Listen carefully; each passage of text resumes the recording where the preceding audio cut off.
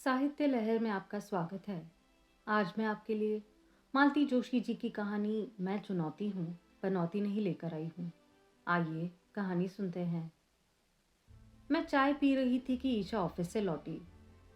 मैं जल्दी आ गई हूँ या तुम लेट चाय पी रही हो? उसने पूछा। तुम तो समय से ही आई हो। यह मेरी तीसरी चाय है। क्यों? ऐसे ही, थकान सी लग रही थी। चलो तुम फ्रेश हो लो, तब तक तुम्हारे लिए चाय बनाती हूँ। मैं बना लूंगी, तुम बैठी रहो। अब बना ही रही हो तो पापा की भी बना लेना, मैंने उसके लिए प्लेट लगाते हुए कहा। दीदी ने साथ में ढेर सी मिठाइयाँ बांधी थी। शादी कैसी रही? चाय छानते हुए उसने पूछा। सुबह आप लोग आए, तब मैं जाने की जल्दी में थी, पूछ नहीं पाई। शादी अच्छी रही, रॉयल शादी थी। दोनों भाइयों ने मिलकर पानी की तरह पैसा बहाया था, तो शादी अच्छी ही होनी थी। सोनाली कैसी लग रही थी? 10,000 के ब्राइडल और 40,000 के लहंगे के साथ कोई भी लड़की सुंदर ही लगेगी। दूल्हा कैसा है? मुझे सोनाली से तो एक ही सा ही लगा, देखने में भी और क्वालिफिकेशन में भी। जीजा जी ने जमकर दहेज दिया है, तभी तो ऐसा हीरे जैसा दामाद जुटा पाए हैं। आजकल तो शादियों में कुछ करने को होता ही नहीं है, सारा काम केटरर्स करते हैं। फिर तुम क्यों इतनी थकी सी लग रही हो? वहां तो इससे भी एक कदम आगे वाली बात थी। एक तो इतना महंगा रिजॉर्ट, फिर सब काम इवेंट मैनेजमेंट के जिम्मे था। सिर्फ दूल्हा दुल्हन और उनके गहने कपड़े हमारे थे, बाकी सारी व्यवस्था उनकी थी। मैंने तो पहली बार ऐसी शादी देखी। फूल मालाएं, बैंड बाजे, पालकी, घोड़ा, शहनाई, फोटोग्राफर, स्टेज, आतिशबाजी, सब व्यवस्था इवेंट वालों की थी। खाना भी बहुत अच्छा था, नाश्ता भी हर बार नया था, अलग अलग प्रांतों का था। आखिरी शादी थी ना, जीजा जी ने दिल खोलकर पैसा खर्च किया था।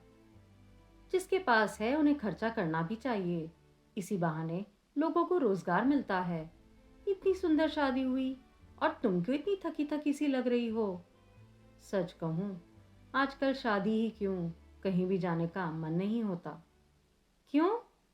अरे, हर जगह गहनों कपड़ों की नुमाइश होती है, ऐसे में अपने अभाव और उभर कर सामने आते हैं। माँ, तुम ही तो हम लोगों को बचपन से सिखाती रही हो, अपने पास जो है उस पर गर्व करना चाहिए, कभी मन में कॉम्प्लेक्स लाना नहीं चाहिए। और अब तुम खुद। कहने के लिए ये बातें ठीक लगती है, पर व्यवहार में लाना बहुत कठिन है, खासकर जब कोई सामने से टोक दे। इस बार तो तुम्हारी दोनों छोटी मौसियाँ हाथ धोकर पीछे पड़ गई। दीदी, यह क्या बाबा आदम के ज़माने की बनारसी साड़ी पहन लेती हो? आजकल कोई पहनता भी नहीं है, अब तो बस डिज़ाइनर साड़ियों का चलन है। दोनों कहकर भी चुप नहीं हुई। कस्में दे देकर पूनम ने रिसेप्शन में अपनी साड़ी पहनाई और नीलम ने अपना सेट दिया। सच, इतना बुरा लगा और शर्म भी आई। वह प्रसंग याद करके ही मेरा गला भर आया। मैं चुप हो गई। थोड़ी देर बाद उस आस भरकर मैंने कहा, सिर्फ गहने कपड़ों की बात नहीं है रे। घर में शादी लायक बच्चे होते हैं तो लोग उसके बारे में पूछते हैं। अब शुभम की शादी को ही ले लो, मुझे ऐसी डांट पड़ी है कि क्या बताऊँ। बड़े भैया और दीदी ने खूब लताड़ा है मुझको। उन लोगों को बुला लेना था। सिर्फ तुम्हारे मामा मौसी ही तो नहीं हैं, रिश्तेदार और भी हैं। तुम्हारी बुआ है, दूर के ही सही चाचा हैं, सबको बुलाना पड़ता। फिर सबको कहाँ सुलाती, कहाँ बिठाती, क्या खिलाती, बताओ। सबसे बड़ी बात, जाते समय नेक स्वरूप हाथ में क्या रखती? ईशा कुछ कहने को हुई कि बाहर का दरवाज़ा खुला और ये भीतर आए। हम दोनों चुप हो गई। ये कुछ देर तक हमें घूरते रहे, फिर बोले, क्या हो गया? कौन मर गया? कभी तो अच्छी बात किया कीजिए, मैंने गुस्से में कहा। तुम दोनों ऐसी शौक मग्न मुद्रा में बैठी हो कि मुझे लगा। ईशा एकदम से बोल उठी, मम्मी को दुख हो रहा है कि शुभम की शादी में किसी को नहीं बुला सके। वहां नासिक में सबने मम्मी को खूब डांट लगाई। तो बुला लेती ना, मना किसने किया था? बुलाकर क्या अपनी हंसी करवाती? शादियां कैसी होती है देखकर आ रही है। हमने तो कहा था शहजादे से कि थोड़ा रुक जाओ, हालत जरा संभलने दो, पर उन्हें तो जल्दी पड़ी थी। बहन तक के लिए रुकने को तैयार नहीं थे। कब तक रुकता? किस आशा पर रुकता? उसने कोई बाल विवाह तो नहीं किया। 28 साल की उम्र में शादी की है और वह बेचारा तो रुक भी जाता, पर लड़की वाले कब तक सब्र करते? वे तो बराबर दबाव बना रहे थे। लड़की वालों को फिक्र होती ही है। सब लोग हमारी तरह थोड़ी होते हैं कि हाथ पर हाथ धरे बैठे रहें। तो अब 30 साल की लड़की के लिए मैं लड़का ढूंढ कर लाऊंगा? 30 साल की एकदम तो नहीं हो गई। प्लीज प्लीज, ईशा ने दोनों को हाथ जोड़कर कहा। आप लोग मेरी शादी को लेकर लड़ाई मत कीजिए। मेरी शादी का ख्याल मैंने मन से निकाल दिया है, क्योंकि मैंने यह अध्याय बंद कर दिया है। कहते हुए वह अपने कमरे में चली गई और उसने दरवाज़ा बंद कर लिया। वाह, कितनी खुशी की बात है। आपके पैसे बच गए। चलिए, रिलैक्स हो जाइए। पैसे पास में होंगे तो बचेंगे ना। तुम तो ऐसी पनौती बनकर आई हो कि एकदम ठन ठन गोपाल हो गया हूँ। क्या कहा आपने? वही जो अम्मा, ताई, चाची, बुआ वगैरह कहती रही हैं। क्या कहती रही हैं? यही कि अनुपम की बहू दरिद्र साथ लेकर आई है। ऐसे पैर पड़े हैं कि लक्ष्मी जी इस घर से रूठ गई है। उन्होंने कहा और आपने सुन लिया? तो क्या करता? झूठ थोड़ी ही था वह। और वह कहकर कमरे में चले गए। मैं दोनों हाथों में सिर दिए देर तक बैठी रही। शाम को बेमन से ही सही खाना बनाना पड़ा और खाना भी पड़ा। ईशा तो मुंह झूठा कर उठ गई थी, पर एक रोटी लिए मैं बैठी रही। पहले उठ जाने से ये अपने आप को अपमानित महसूस करते हैं, इसलिए बैठना पड़ता है कि अपना पूरा कोटा ख़त्म करके ही उठे। इनके उठ जाने के बाद मैंने रसोई समेटी, थोड़ा सुबह के खाने की तैयारी की और फिर टेबल पर आकर बैठ गई। कमरे में जाने का मन ही नहीं हो रहा था। वे 2 बार चक्कर लगा गए, फिर सामने आकर खड़े हो गए। आज सोने का इरादा नहीं है क्या? नींद नहीं आ रही है। क्यों? बिटिया की बात याद करके छाती फटी जा रही है। कितनी हताशा में उसने यह बात कही होगी कि मैंने शादी का अध्याय बंद कर दिया है। इकलौते भाई की शादी देख ली होगी ना, कैसे भिखमंगों की सी शादी हुई है। वह तो भला हो शुभम के ससुराल वालों का, जो एक रिसेप्शन दे दिया। कम से कम अपने 4 लोगों को बुलाकर वहां खिला तो सके, नहीं तो अपनी तो कोई औकात ही नहीं थी। अब जो भी राग आलापना है, कमरे में चलकर आलापो। लड़की सुन लेगी। घर है कि कबूतर खाना? एक कमरे में सांस लो तो दूसरे कमरे में सुनाई देती है। मजबूरन उठना ही पड़ा। बिटिया की बात से भी ज्यादा दुखी थी मैं उसके पापा की बातों से। वह पनौती शब्द कानों में हथौड़े की तरह बज रहा था। ऐसा भी नहीं है कि यह शब्द मैंने पहली बार सुना हो। परिवार का महिला मंडल पीठ पीछे ही सही कई बार मुझे इस विशेषण से नवाज चुका है, पर इन्होंने आज तक कभी मुझे इस तरह कोसा नहीं था। पर जिस आंतरिकता के साथ उन्होंने यह बात कही, उससे लग रहा था यह बात उनके मन में अरसे से घुमड़ रही है, आज बाहर आई है। क्या उन्हें याद नहीं रहा कि पिछले 6-7 सालों से मैं और ईशा इस घर को ऊट रहे हैं? नहीं तो कब का ढह जाता। कभी पता ही नहीं चला कि ये किस तरह का बिजनेस कर रहे हैं और कैसा घाटा हो रहा है। मन ही मन में बाबूजी को बराबर धन्यवाद देती हूँ कि उन्होंने मुझे नौकरी करने के लिए उकसाया। कहते, तुम चाहे लखपति हो या करोड़पति, तुम्हें नौकरी करनी है, नहीं तो तुम्हारी विद्या में जंग लग जाएगा, तुम्हारा आत्मविश्वास टूट जाएगा, तुम किटी पार्टी के लिए नहीं बनी हो। नौकरी मैंने देर से शुरू की, दोनों बच्चों के जन्म के बाद। सौभाग्य से कॉलेज में जॉब मिल गई। सरकारी नौकरी में ट्रांसफ़र का चक्कर होता है। यहाँ कोई खतरा नहीं। वेतन ज़रूर कम है, पर इस समय वह बड़ी सहारा है। दोनों बच्चों को मैंने अपने बलबूते पर पढ़ाया। बाहर जाने के लिए शुभम को स्कॉलरशिप मिली थी, पर उससे पूरा थोड़ी हो पाता है। मुझे लोन लेना पड़ा। अब वह धीरे धीरे चुका रहा है। मैंने उसकी शादी के बाद उससे कह दिया कि अब इधर की चिंता मत करो, लोन चुकाओ और घर बार देखो। ईशा को शायद इस बात का टेंशन है। शादी के बाद शुभम का हाथ रुक गया है। कल को उसकी शादी हो गई तो इस घर का क्या होगा? अपनी ही सोच में डूबी मैं पता नहीं कितनी देर तक बुत बनी बैठी हुई थी कि सन्नाटे को भेदते हुए इनका स्वर उभरा। अच्छा होता अगर तुम उस कंगाल के साथ चली जाती। कौन कंगाल? वह जो अभी शादी में मिला था, ब्रजमोहन या मनमोहन, क्या नाम है उसका, वह आदमी आपको कंगाल नजर आता है? जानते हैं, उसका मुंबई में 5 बेडरूम का फ्लैट है, पुणे में बंगला है, नासिक के पास फार्म हाउस है, और जिस रिजॉर्ट में सोनाली की शादी हुई है वह उसी की मेहरबानी से मिला है। वह लाइफ मेंबर है वहां का।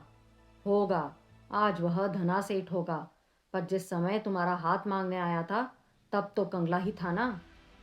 यह आपको किसने बताया? तुम्हारे जीजाजी ने। तो सुनिए, वह हमारे यहाँ कभी नहीं आया था। जीजाजी का फुफेरा भाई है, इसलिए वह प्रस्ताव लेकर आए थे। पर उस समय उन लोगों की हालत बहुत खस्ता थी।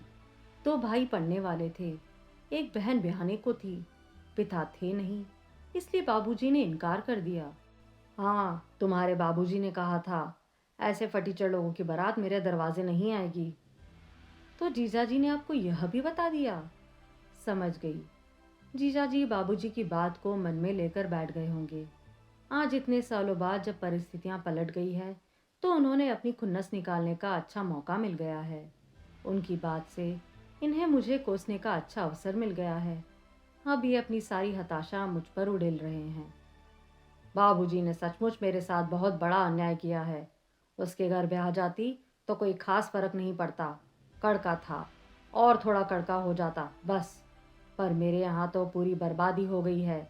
यह आदमी मिट्टी से सोना निकाल रहा है और मेरे यहाँ सोना भी मिट्टी हुआ जा रहा है।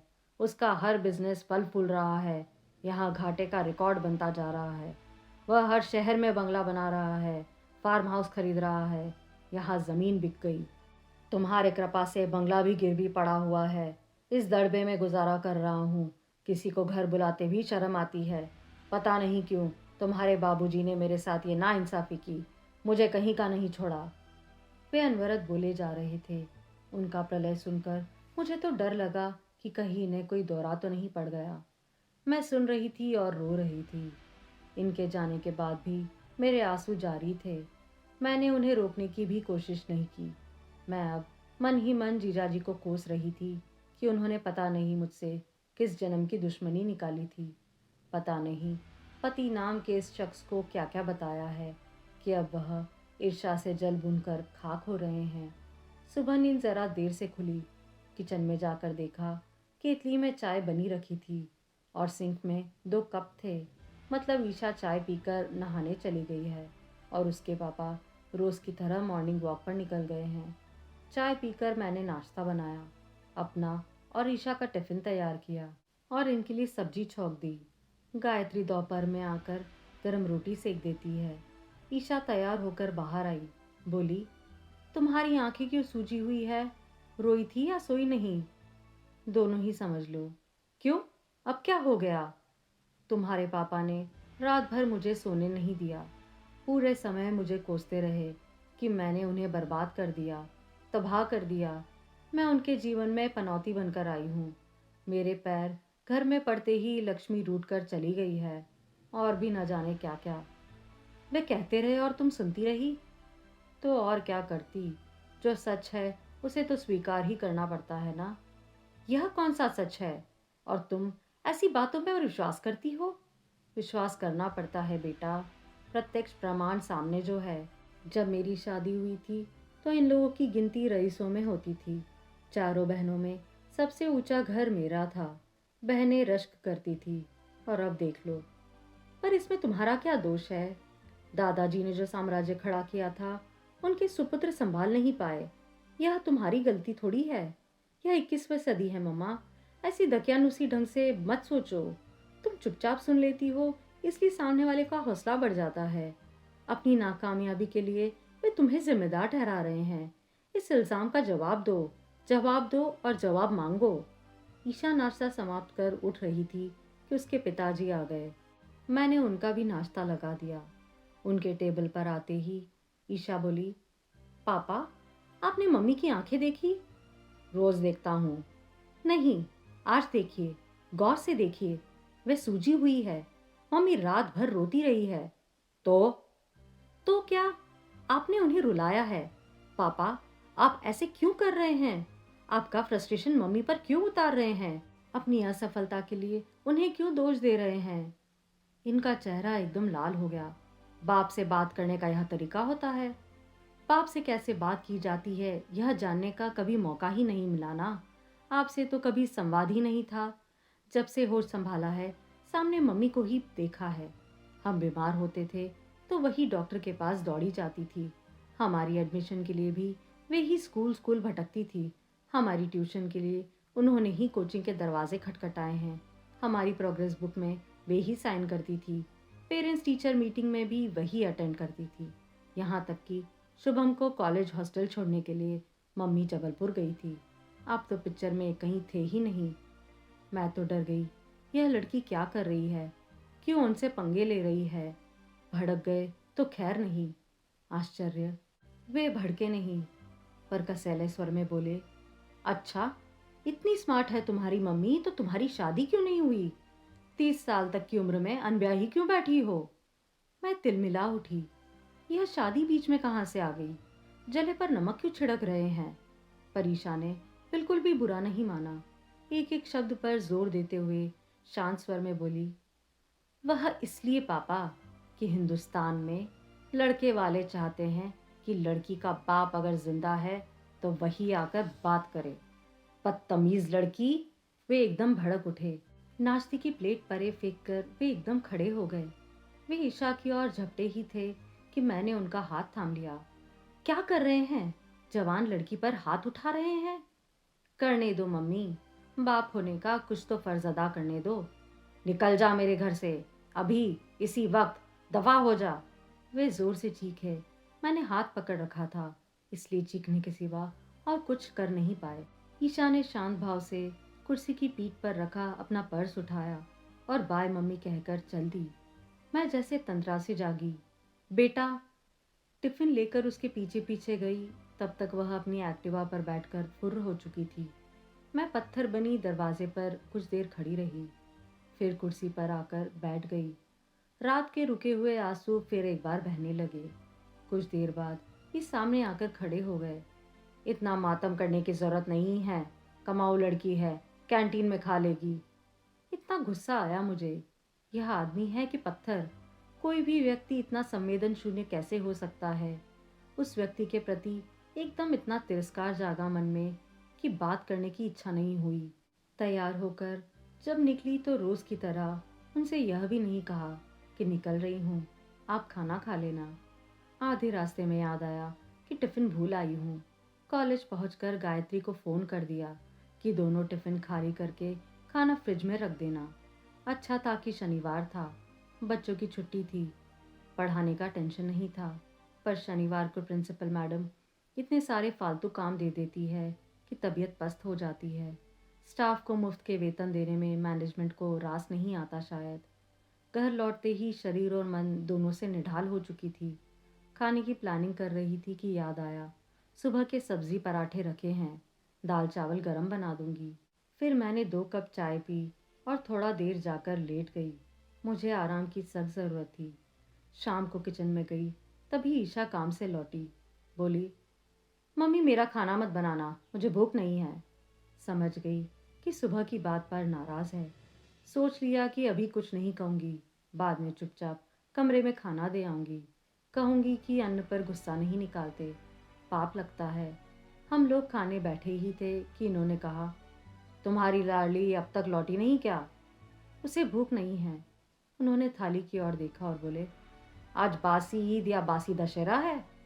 सुबह की सब्जी है, इसे बासी नहीं कहते। हमारे यहाँ तो बासी कहते हैं। मैं समझ गया तुम्हारी लाडली को भूख क्यों नहीं है। खाना देखकर ही भाग गई होगी। कहीं ऐसा तो नहीं कि बिटिया को भूख नहीं है इसलिए तुमने कुछ बनाने की जहमत ही नहीं उठाई। गरम दाल चावल बनाए तो हैं, तो मुझे बस वही देना।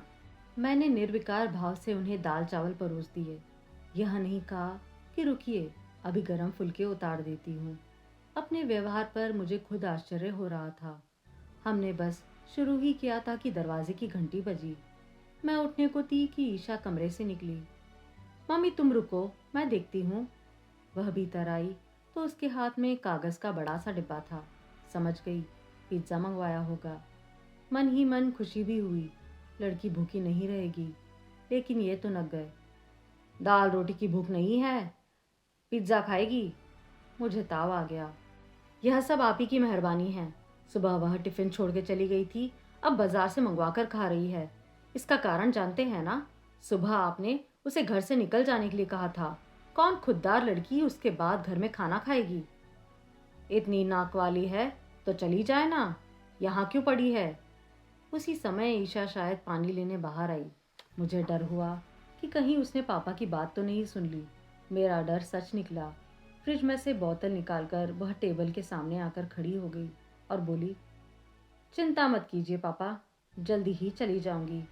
पर वो क्या है ना कि मकान हाट बाजार में नहीं मिलते, ढूंढने पड़ते हैं। ढंग का मकान मिलते ही आपका घर खाली कर दूंगी, इत्मीनान रखिए। तभी वह कमरे में चली गई और दरवाज़ा बंद कर लिया। ये संस्कार दिए हैं तुमने? ये दांत पीसकर बोले। लड़की हर बात की तुर्की बतुर्की जवाब दे रही है। जवान लड़की को घर से निकालना कौन से संस्कारों में आता है? अब तुम मुझे संस्कार सिखाओगी? ये थाली सरकाकर उठकर खड़े हो गए और सीधे अपने कमरे में चले गए। और कोई दिन होता तो मैं रोते का लपते उठ जाती, उन्हें मना कर थाली पर ले आती, मनुहार करके खिलाती। पर मैंने आज ऐसा कुछ नहीं किया। मैं मज़े से बैठकर खाना खाती रही। मुझे सचमुच जोरों की भूख लगाई थी। कल रात कलह कलेश के मारे ठीक से खाया नहीं गया था। आज तो दिन भर उपवास ही हो गया था। मुझे इतना गुस्सा आ रहा था। एक तो सुबह से शाम तक घर में कॉलेज में खड़े रहो, फिर ऐन खाने के समय यह नौटंकी। चिढ़ आ रही थी मुझे। मैंने आराम से खाना खाया, इत्मीनान से रसोई समेटी, एक बार बिटिया के कमरे में झांक लिया, 20 मिनट टीवी देखा, फिर कमरे में प्रवेश किया। अपनी तरफ का बेड कवर हटाकर ये लेट गए थे। पूरा लबादा मेरी तरफ वाले हिस्से पर पड़ा था। उसे तहाते हुए मैंने कहा, बेड कवर हटाने में कितनी देर लगती है? पर लोगों से वह भी नहीं होता। अब मैं तुम्हारा बिस्तर लगाऊंगा? ये तुनके। नहीं नहीं, आप यह छोटा काम क्यों करेंगे? आप तो राजकुमार हैं। वह क्या कहते हैं, बिगड़े के बिदके दिल शहजादे। क्या कहा? कुछ नहीं, आप सो जाइए। मुझे नींद नहीं आ रही है। बाबूजी की याद आ रही है, बल्कि उन पर गुस्सा आ रहा है। कल आप उन्हें कोस रहे थे, आज मैं कोस रही हूँ। ब्रजमोहन का रिश्ता क्यों लौटा दिया उन्होंने? आज वहां होती तो राज करती। सच। आपने उसकी बीवी को देखा था? उफ, क्या ठाठ थे, क्या जलवा था। हर फंक्शन पर साड़ी तो खैर सभी बदल रहे थे, पर ये मेम साहब हर साड़ी के साथ मैचिंग ज्वेलरी, पर्स और सैंडल भी बदल रही थी। एक आया हमेशा साथ रहती थी, बालों में फूल टाकती थी, सैंडल के स्ट्रैप्स तक बांधती थी, बिल्कुल रानी महारानियों के से ठाठ थे। और एक हम है जो सुबह से शाम तक खट रहे हैं, थैंकलेस जॉब। वह महिला रानी महारानियों का सा भाग्य लेकर आई है, तभी तो उसे राजा बना दिया। तुम उस घर में जाती तो रानी क्या, नौकरानियों से भी बदतर हालत होते। वह बेचारा कड़का तो था ही, तुम्हारी कृपा से और कड़का हो जाता। पर कम से कम अपनी अकर्मण्यता का ठीकरा मेरे सर तो ना फोड़ता। वे एकदम उठकर बैठ गए। क्या कहा तुमने? वही जो कल ईशा ने सौम्य शब्दों में कहा था। तुम्हें जरा भी शर्म नहीं आती? शर्म, संकोच, लिहाज, ये शब्द तो इस घर से विदा हो चुके हैं। ना आपको पत्नी को कोसते शर्म आती है, ना बेटी को घर से निकालते संकोच होता है, ना बेटी बाप का लिहाज कर रही है। तो मैं अकेली ही सभ्यता का मुखौटा क्यों लगाए रहूं? मुझे भी अपनी बात कहने का हक होना चाहिए, और अपनी बात मैं कहकर रहूंगी। कौन सी बात? उन्होंने गुर्राकर पूछा, पर आवाज में दम नहीं था। मेरे इस अप्रत्यक्ष व्यवहार से वे चकित थे, विस्मित थे। ईशा ने ठीक ही कहा था। चुपचाप सब सुन लेती हो, इसलिए सामने वाले का हौसला बढ़ता है। जवाब देना सीखो, जवाब दो और जवाब मांगो। उसकी बात में सचमुच दम था। तो अब सुनिए, मैंने शुरू किया। आपकी माताजी का कहना था कि मैं अपने साथ दरिद्र लेकर आई हूँ। शायद आप भी उस राय से इत्तेफाक रखते हैं। मैं आपको बता दूं, मैं दरिद्र नहीं, 15 तोला सोना और 32 साल पहले 50,000 लेकर आई थी। आज उसका हिसाब मांगू तो क्या दे सकेंगे? वह मेरा स्त्री धन था, कानूनन उस पर मेरा हक था। पर उन 50,000 में से 50 रुपए भी किसी ने मेरे हाथ पर नहीं रखे और 15 तोला सोना कहाँ ठिकाने लग गया पता ही नहीं चला। अभी शुभम की शादी में बहू के लिए मुझे मंगलसूत्र खरीदना पड़ा। मेरी उतनी सामर्थ्य नहीं थी तो ईशा ने मेरी मदद की। आप तो विरोध की मुद्रा में तने बैठे रहे ताकि कुछ देना ना पड़े। वैसे आपसे किसी ने कुछ अपेक्षा भी नहीं रखी थी। आप शादी में ना आते तो भी किसी को कोई आश्चर्य नहीं होता, शायद अफसोस भी नहीं होता। पर आप आए, अच्छा लगा। लड़की वालों के सामने हमारी इज्जत रह गई। मेरे दहेज वाली बात तो खैर इतिहास हो गई है। हम वर्तमान की बात करें। मैं इतने सालों से नौकरी कर रही हूँ। सारी कमाई घर में या बच्चों में खर्च हो जाती है। अपने लिए कभी ढंग की एक साड़ी भी नहीं खरीदी। मैं शिकायत नहीं कर रही, हकीकत बयान कर रही हूँ। शिकायत करने की मुझे आदत नहीं है। मैं भी संपन्न घर से आई थी, अभाव की मुझे आशा नहीं थी। पर मैंने परिस्थिति से समझौता कर लिया। चेहरे पर शिकन नहीं आने दी। अपने घर और बच्चों के लिए जो कुछ बन पड़ा किया, कर रही हूँ। मैंने कभी नहीं चाहा कि इसके लिए कोई मुझे धन्यवाद करे, पर कम से कम मुझे पनौती जैसे विशेषणों से तो ना नवाजा जाए। Is it too much to ask? ये मुंह बनाए मुझे देखते रहे। ऐसे भाषण की उन्होंने मुझसे अपेक्षा नहीं की होगी। उन्हें क्या, खुद मुझे अपने पर आश्चर्य हो रहा था।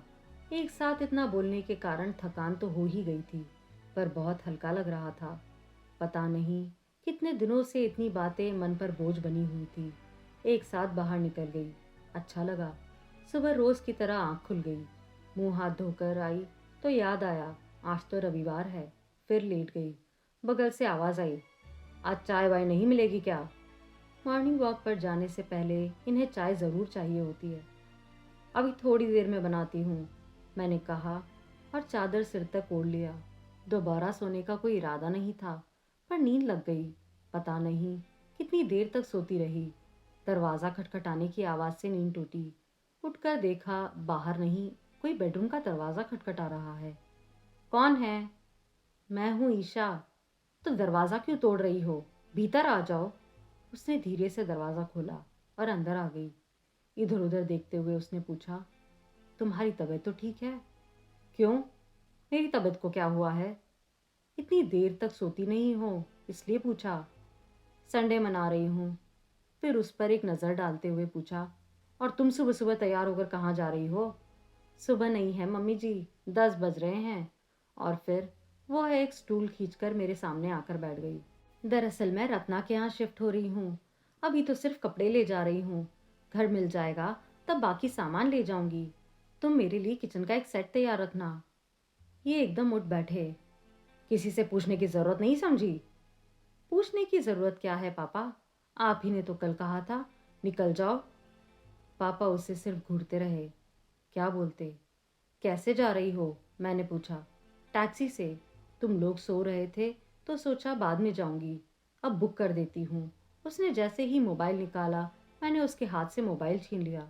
यह क्या कर रही हो? तुम कहीं नहीं जाओगी।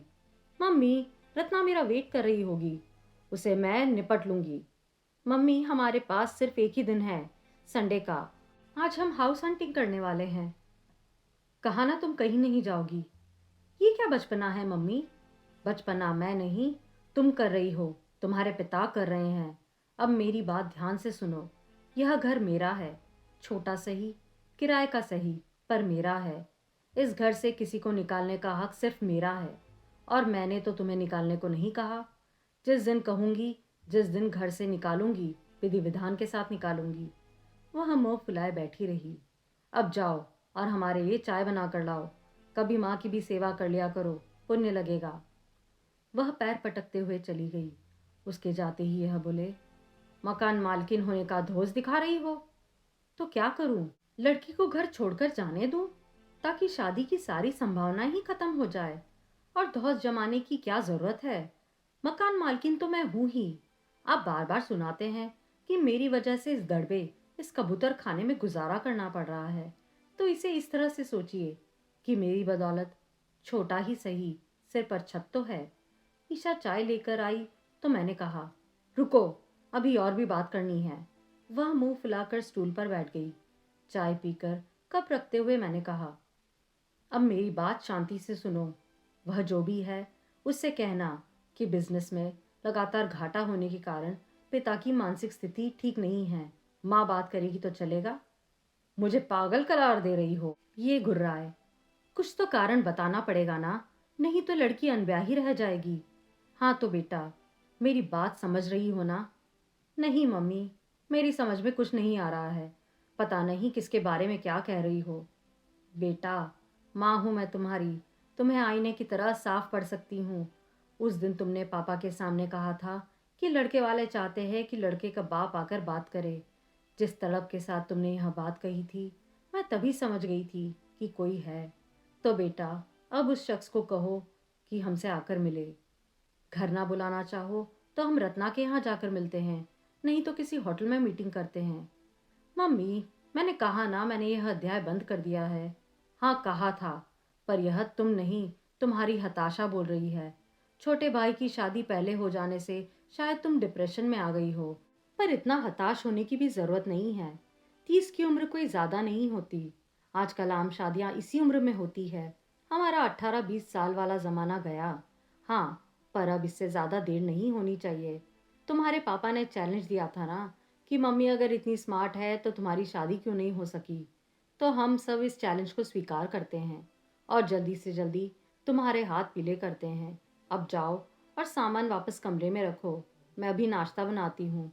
फिर चाहे तो संडे मनाने रत्ना के यहाँ चली जाना। हाँ, और यह लो, अपना फ़ोन रखो। मुझे तो एकदम हाशिए पर डाल दिया तुमने। शायद पागल साबित करके ही दम लोगी। वह काम आप खुद कर रहे हैं। मतलब? पता नहीं कब कितने साल पहले जीजाजी मेरे लिए एक प्रस्ताव लाए थे, जिसे बाबूजी ने नकार दिया था। जीजाजी उस बात को मन में लेकर बैठ गए थे। अब इतने साल बाद उन्हें मौका मिला तो उन्होंने अपनी सारी खुन्नस निकाल ली, अपना अपमान भूल लिया। आप जैसा सॉफ्ट टारगेट जो उन्हें मिल गया था, और उस बहाने आपको भी सारी हताशा मुझ पर उड़ेलने का बहाना मिल गया। पिछले 3 दिनों से आप यही तो कर रहे हैं। यह पागलपन नहीं तो और क्या है? श्रीमान जी, जो दुर्लभ और कमजोर होते हैं ना, वे ही अपने आप को ढांपने के लिए ऐसे बहाने ढूंढते हैं। जिसके पास पुरुषार्थ होता है, वे भाग्य को कोसते नहीं हैं। भाग्य से दो दो हाथ करते हैं। अपने दमखम से पहाड़ काट कर रास्ता बना लेते हैं। एकाएक कमरे में मेरा दम घुटने लगा। मैं बाहर निकल आई। ईशा कुर्सी पर बैठकर पेपर पढ़ रही थी। क्या लेक्चर दे रही थी? उसने पूछा। दबी हुई राख को कुरेद रही थी। शायद कोई चिंगारी मिल जाए जो आग पकड़ ले। वह हंस दी। बुझे हुए शोलों को हवा देने की कोशिश मत करो। जाओ, जाकर नहा लो। मैंने नाश्ता ऑर्डर कर दिया है। मैंने उसे गौर से देखा। एक अरसे बाद उसका चेहरा तनाव रहित और खिला खिला सा। मैंने तो अंधेरे में तीर चलाया था, पर सचमुच कहीं कोई था। आप सुन रहे थे मालती जोशी जी की कहानी मैं चुनौती हूँ पनौती नहीं। अगर आपको पसंद आई तो प्लीज़ मेरे चैनल को लाइक शेयर और सब्सक्राइब ज़रूर कीजिए और कमेंट बॉक्स में अपने सजेशन शेयर कीजिए। धन्यवाद।